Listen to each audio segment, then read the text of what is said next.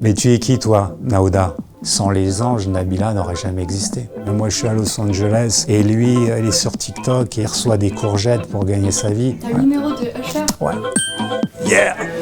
Je suis Fabrice Sopoglian, alias The Godfather. Les anges, ça a toujours été quelque chose à côté. J'ai gardé mon activité, la production. Je produis des documentaires. Je suis aussi propriétaire d'un restaurant, un restaurant japonais à Los Angeles. En fait, au démarrage, les anges, ça commence assez... L'aventure, elle commence simplement. Je suis contacté pour organiser des rendez-vous et pas pour être à l'écran.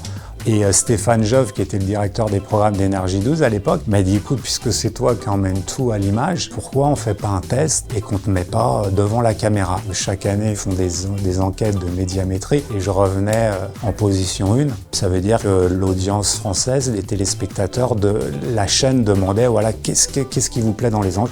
C'est la maison et puis c'est Fabrice. Je pense que la plus belle saison, c'est la saison 5 avec Nabila, Kim Kardashian. Le casting, ils étaient tous très beau. Je pense que Nabila, en fait, elle avait ce truc que peu de candidats ont, c'est qu'elle était prédestinée à devenir une star. Sans les anges, Nabila n'aurait jamais existé. Elle a su se détacher à un moment donné quand elle a eu son succès de la télé-réalité. Et oui, elle a grandi, elle a bien grandi, Nabila, ça fait plaisir.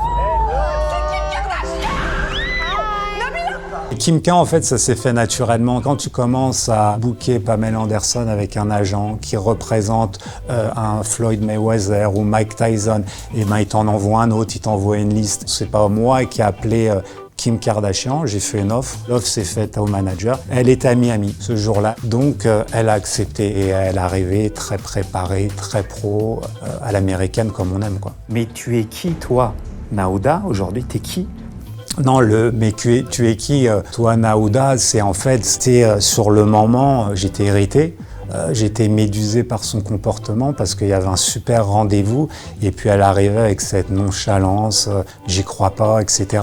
Et il n'y avait rien en fait de scénarisé. Moi, j'étais un des seuls en fait en télé, surtout en télé-réalité, à travailler sans oreillette, sans fiche. Et à ce moment-là, quand elle mérite, je me souviens même plus de son prénom. Et c'est sorti spontanément et c'est vrai que c'est devenu une punchline. Les projets, c'est de continuer dans la production, c'est de développer ma chaîne de restaurant à Los Angeles. C'est aussi, on reçoit beaucoup de messages pour les anges, donc on est en discussion avec la boîte de production A-Prod. Et puis aussi, pas mal de rendez-vous en production pour peut-être animer un nouveau format pour la France. Ouais.